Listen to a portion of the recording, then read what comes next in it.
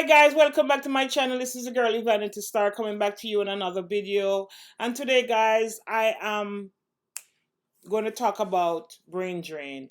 And guys, I want you to stay to the end of this video. I want you to like, share, and comment. Turn on the post notification bell so that you can be notified of more videos when I do my uploads.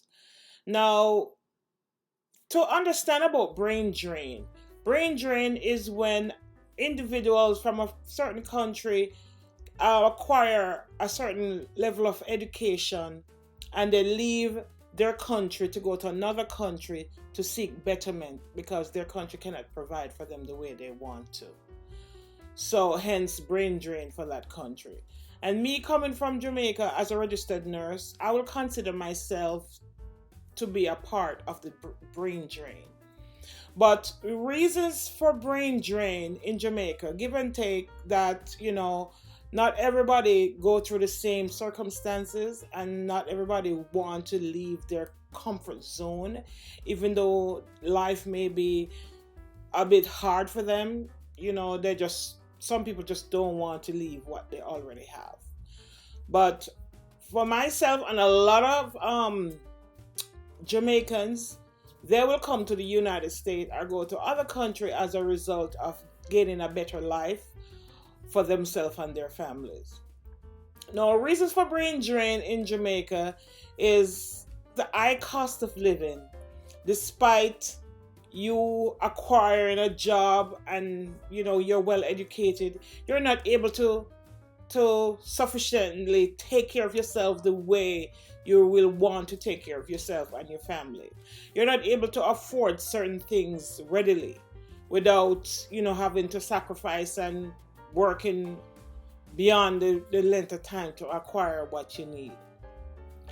Now, with the pay scale in Jamaica for nurses and teachers and doctors, that is not equivalent to what they will get if they have to go to another country. So that will give them the opportunity to better take care of themselves in another country and to also send money back to their country to build and develop, especially if they want to buy a house or to buy a car or to help take care of their family.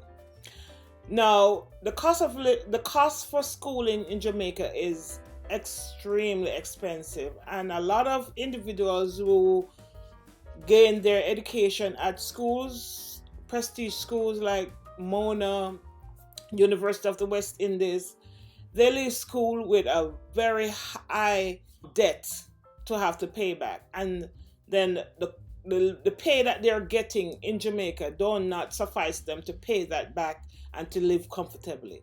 So what they do, they have to leave their country with the intention that they're going to have a better life. Teachers are, I would think, who get very low pay, and those are among the teachers who are well knowledgeable in math and sciences.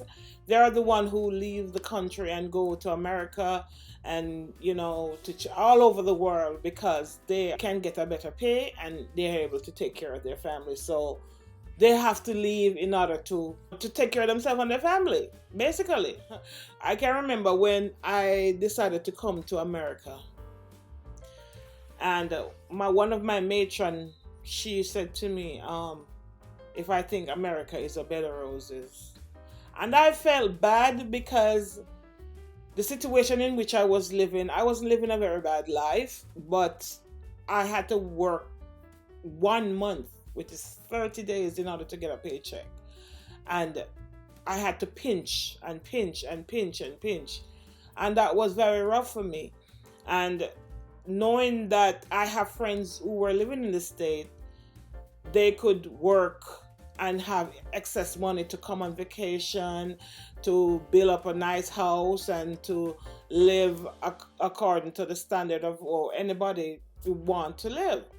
So I decided I want to come to America because that matron who was talking to me, she had a big house in Beverly Hills and she was living a grand life. That simply means she went to America, she worked, And she came back and she was able to build whatever she wanted. It's just that she came back and lived in Jamaica because she had families here who wanted her back and she had something to come back to at the time.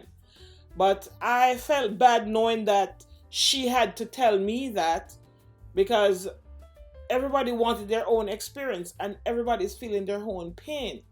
A lot of times when people come to America and go back to Jamaica, they create this stigma as if America is this bed of roses laying out with gold, and you can come here and you can get anything you want. No, they don't tell you that when you come here, you have to work really hard and you have to willing to put up with a lot of things. But I can tell you this, why I came here and get my bachelor's degree and get my master's is that if I had to do it in Jamaica, they would apply a bond, meaning that I would have to be bonded for 3 years, because working in the hospital that I work at, Kingston Public Hospital that I work, the hospital will send you to do your master's. And if they send you to do your master's, because it is so expensive, they will eventually bond you to the country for 3 years. And if you go and do your bachelor's, then they will bond you for another. Any course that you do in Jamaica as a registered nurse, and this hospital has to pay for it, they will bond you for 3 years. So I didn't want to be bonded, so I decided that I was going to leave with just my associate degree to come to the United States to work. And I came here and I went to school. I got student loans and and that's how I went back to school. But with the system in Jamaica, it is not feasible for you to go back to school and acquire all those loans and to be able to pay it back readily, because not everybody can get student loan in Jamaica. And when you do get your student loan, you're in so much debt that you can't focus to stay in Jamaica. You have to go somewhere else to work in order to pay off your student loan. So that is one of the reasons why you have the brain drain in Jamaica. And a good profession in Jamaica, they don't want to stay and have to put up with a whole lot of things.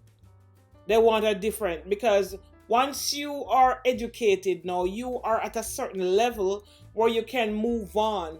You have the opportunity to move on and to acquire something better for yourself. And every time you move up to a certain ladder, you want to climb to another ladder.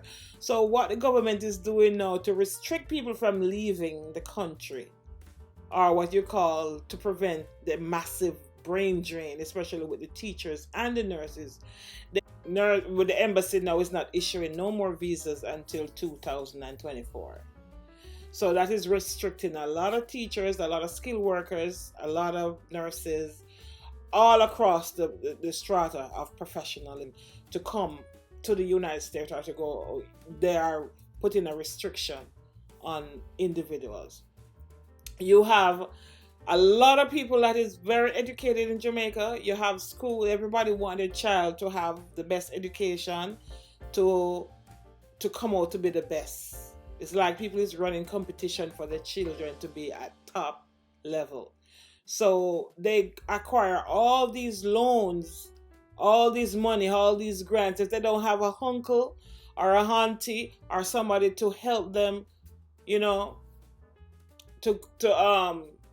pay for the school fee, they can't get the help that they need. And a lot of people have to be sacrificing. I know people right now who they're not in a brain drain situation, but they got the opportunity to get visas and they just run off, because if they can't come back, because they have to be working to pay back all these bills for their family members, especially for their kids. They don't go back home. And these are the things, a lot of people have to be putting up with because of the high cost of living and the low standards that, everything is so expensive and people just can't live up to the standard that they want to live. So they have to migrate to another country where they can get greener pastures. And I feel bad knowing that knowing that I can make it in my country the way I would love to make it in my country and feel good about living in my country. And as a result, I don't want nobody to have to say anything to me when it comes to migrating or leaving my country, because my country wasn't giving me what I wanted. I had to work double shift, and in order to try to even combat anything, I had to, and it was still hard. I had to work paycheck to paycheck. By the time it reached the 15th of the month, there was no money. And I have 5 children, and I have to pay a helper. And even though my mom was there with me, things were still rough. And I had to make a lot of sacrifice. So, and then I had to also take care of my extended family, my siblings' children. Because me as a nurse, every back to school time, a certain set of nieces and nephews will come to the house expecting me to give them everything that they want to go back to school. And it was very hard because I have my kids that I had to take care of. So, and I had to make sure that my kids is not lacking in anything. And then they had to come on me because I am the only professional one in the family. So I had to give them too. I can't tell them no. I may not give them as much as I will give to my children, but I make sure they at least have their uniforms to go back to school. They get bags. They will get maybe some books. And most of the time, the books that they will get is books that my children already use, textbook that my kids already use, and they can get it if they can use those type of books. And that is what I do in order to help my family, because it was very, very, very, very rough on me. And when I decided to leave Jamaica, I was qualified for what you call housing trust. So when I say, okay, I'm going to leave Jamaica now, so I want to leave back something. I want to leave a legacy back into my country. So I got $1 million from housing trust, and I got $1 million loan from Victoria Mutual Bank, and I had to come up with $900,000 in order to. So I paid $2.9 million for that house, and I had to come here in order to pay back that loan. If I was living in Jamaica, it would be so hard enough for me to pay back that loan, because at the time I was making $36,000 a month, which was nothing. Even though it sounds like $36,000, it's 36,000 Jamaican dollars. And I had to pay my helper $10,000 out of that. I have to maintain. So when you get 36,000 and you pay your helper 10,000, then to take care of the children, then you have to find food, you have to pay rent. When I knew I was coming, I had to work extra shifts. I had to do a lot of overtime. I was so tired and beat out in order to get that extra money that I needed to come up with that $900,000. They didn't ask for it one time. I had to pay the first $300,000 down first to secure the spot.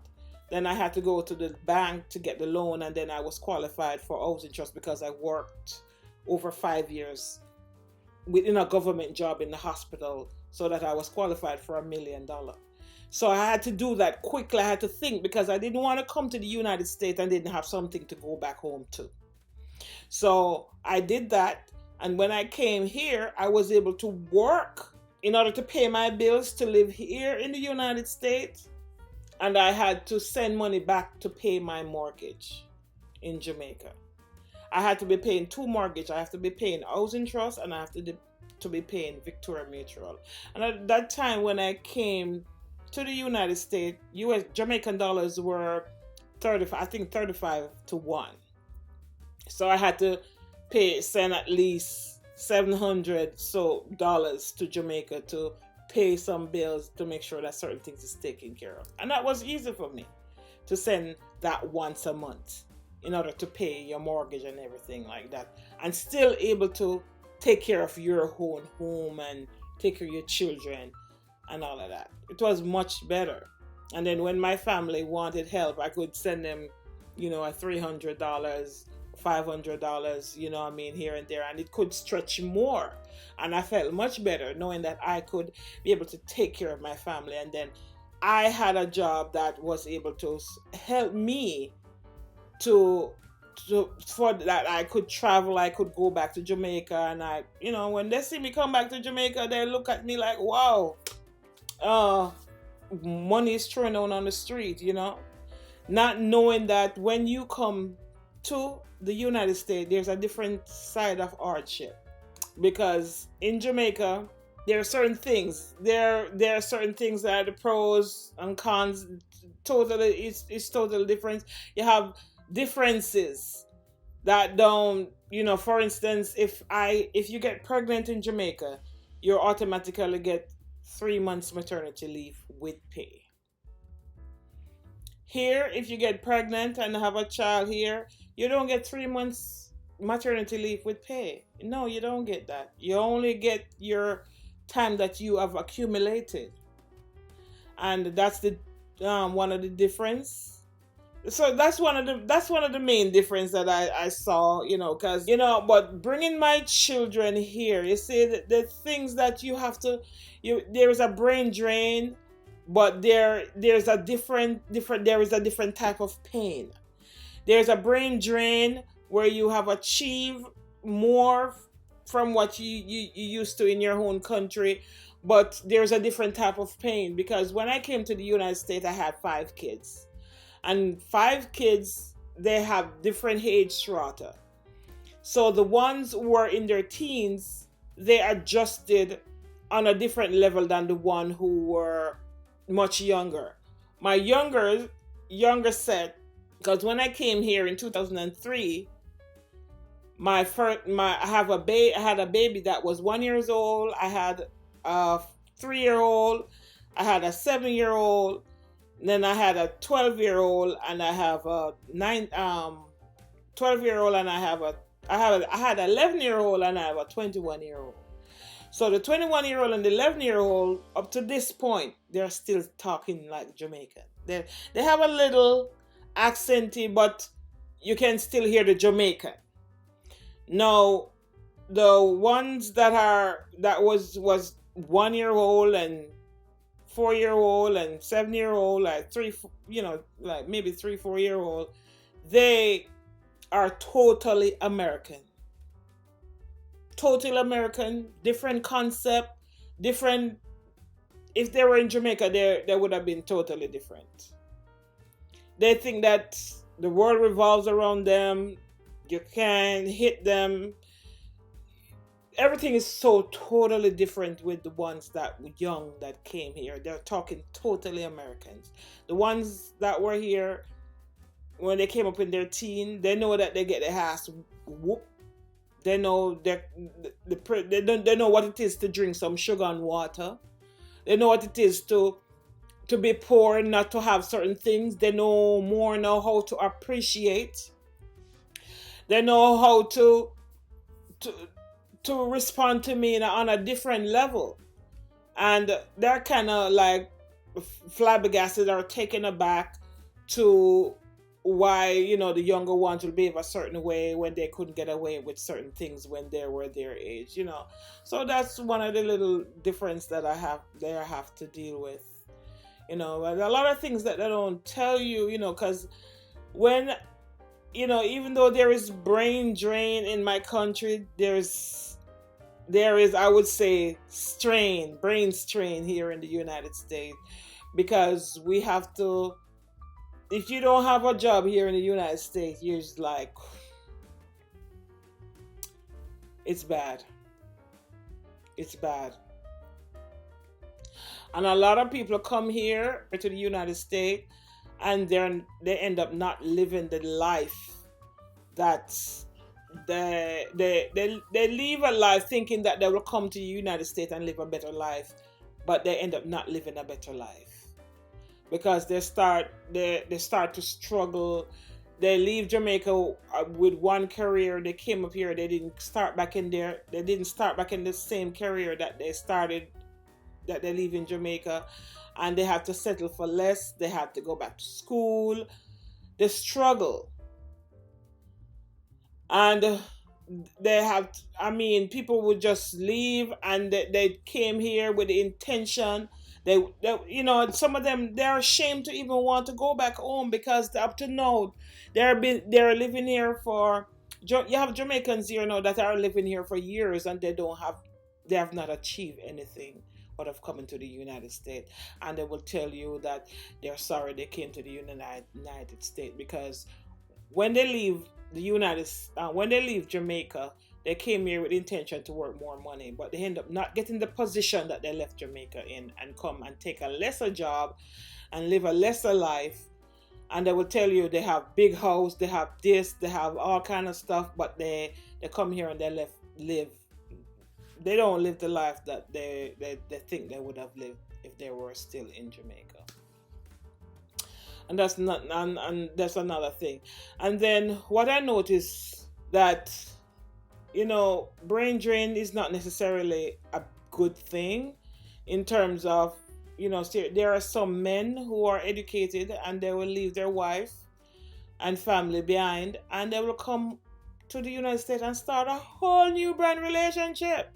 And leave their children to suffer. Men on the whole, like Jamaican, they have certain behaviors, and they will come with the intention to they come with their aggressive behavior, and they end up thrown in jail, or they end up have to go back home. There's a lot of people who came here thinking that they're coming to greener pastures, after end up going back home because of one, culture. They don't adapt well to the culture. Two, they had to work harder, especially who are working harder in coal, and from job to job, and not really saving as much, and they don't see it feasible for them. Some of them just work a period of time and just say, well, they're going to just do this for a period of time and just save enough to build up a house or build up something that they couldn't have done if they were in Jamaica, and just go back home. And then there are some who get themselves in a whole different relationship, and the relationship that they have with this woman, they don't want that person to have nothing to do with their Jamaican relatives, like sending anything back to to Jamaica to take care of their families. So brain drain has its good, and it has its bad. But on a whole, the whole reason why Jamaicans will come to the United States is to have a better life. And it don't necessarily work out the way that you intend it to be. Now, for those who will come to the United States and they will come directly in a job compatible to their job, that is good. Because as for me, when I came up with international staffing, I already had my green card, I had my social security number, everything was set. I'm a permanent citizen in the United States when I landed, because international staffing makes sure that everything was looked after. Providing I had to do my state board, I had to sit an exam, pass my state board, I had to do an English as a second language, I had to make sure that I passed that, and I had to do some more tests to make sure that. And then when I came to the United States, it wasn't easy. So when you talk about brain drain, coming here, it's a brain struggle. It's a whole the culture shock that I came into. Oh my! For 6 months, I was crying. 6 months, I did not know what I was going to do. Because the whole concept of living in a different country, getting used to your environment, the fact that there is total, people just mind their own business and go about their business, and everybody working, everybody gone into their house, everybody closing their door, nobody have time for you, you don't have no party, you don't hear no noise outside, nothing. You go to work, you have to be careful what you say because everything that you say can have a different meaning, so brain drain is not leaving your country to get greener pastures, is not necessarily a bed of roses. Because I can remember one time I went on my unit to work when I started to work, and I went on my unit and I was talking to a patient. And the patient was expressing themselves to me, telling me, and I said, hush. Hush in my country is a soothing word. Where, you know what I mean? Hush. But she took it as me telling her to shut her mouth. So I had to reprogram myself. I had to relearn everything. So people who leave their country to come to another country, it's not easy. It's not easy. So I had to relearn. I had to go back to school. The spelling was off because in Jamaica, we had, the spelling is like British. America has their own spellings. Working in the hospital, because here in the United States, you have a lot of upgraded stuff. I had to get used to the computer. Because in Jamaica, we did charting with our hands. We just chart. Whatever take place, we just chart. Here, we had to go on the computer. I wasn't versatile on computer. So, I had to tick, tick, tick, tick, tick, tick, and practice. Every day I had to go home. I had to practice learning how to use the computer and move fast enough. So when one patient came in for me to assess the patient, I could move as fast as the other nurses who were used to using computers. So that was very stressful for me. They were patient, but it was very stressful for me. I eventually built up speed, but I was still never fast as the other nurses because that was their way of charting and that's what they were used to. So that was very, very hard for me. Now, getting adjusted to the cold, that was another challenge. I could not get adjusted to the cold. It was very devastating for me. I was just shaking and I was just dreading when I'm on the unit, just to think about coming out of the unit and to come out into the cold was very devastating for me. That's one of the reasons I think I end up with alopecia, because the cold used to just hit me on the top of the head. And from that, my hair just start falling out to the point where it is like that. And another thing, again, I never get the opportunity to hold my pay in my hand. My pay is already gone to the bank and I have to use a credit card. I had to use a credit card, and that is something that I used to get in my pay in Jamaica. Then I used to go down to Nova Scotia Bank and withdraw our pay, and we had cash in our hand because I had to go pay my helper. When I go to the gas station, because having a credit card in Jamaica is not something that is readily given to everybody. No, you have to be a millionaire, somebody who's really working strong money.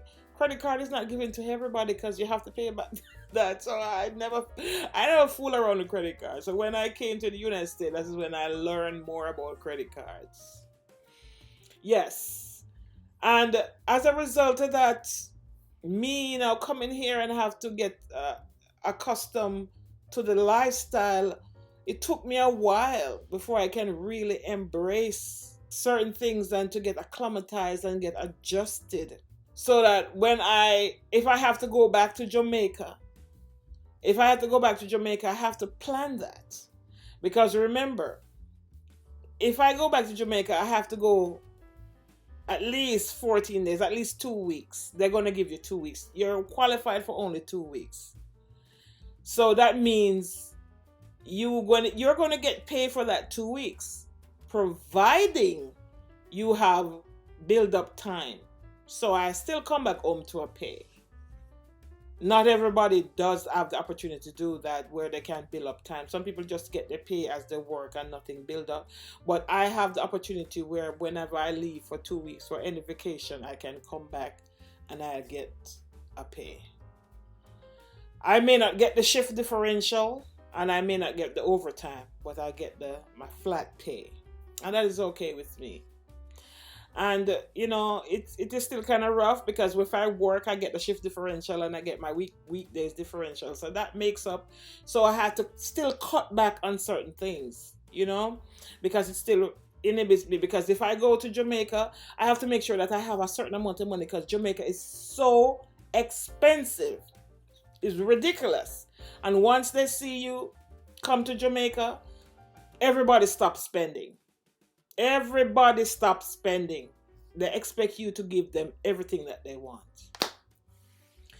And, so the brain drain is good in one way and it may not be good in another way. So if you're not the type of person who, despite you're going to leave your country to come to another country to work, ready to build and to be steadfast in what you do, you're not gonna make it. So guys, if you like this video and you want any more of this type of video, don't be afraid to like, share, and subscribe. Just turn on the post notification bell so that you can be notified of more videos to come, so I can tell you more. And in the comment, guys, you can tell me what you think about brain drain and what you think about Jamaicans coming to live into the United States, and do you think they're doing a good job coming here to work, or you think they will do better in their own country?